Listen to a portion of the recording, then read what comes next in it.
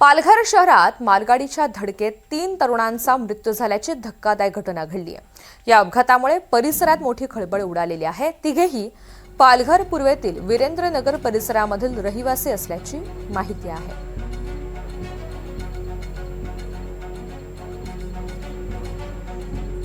आम्ही तिकडे गेले स्पॉटवर तर आम्हाला हे माहिती पडलं की पोलिसांनी सिव्हिल मध्ये त्यांचा पाठलाग केलेला आहे आणि ते पोलीसवाले तिकडे नव्हते, फक्त रेल्वेवाले होते। आम्ही गेल्यानंतर आणि ते जे मागे लागलेले सिव्हिल मध्ये ते कोण आहे ते आम्हाला माहिती नाही, पण त्यांना एवढं माहिती असायला पाहिजे का ते कोणाच्या तरी घरची पोरं आहेत का, तिकडच्या बाजूचा एरिया बघून ना मागे पाठलाग करायला पाहिजे।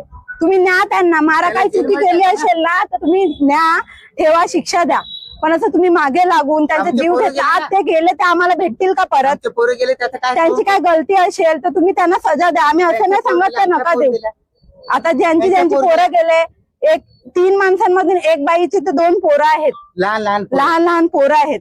माझ्या भाऊचं तर लग्न नाही झालेलं, पण त्यांच्या घरचे आहेत ना, मोठे चोरला पकडत नाही,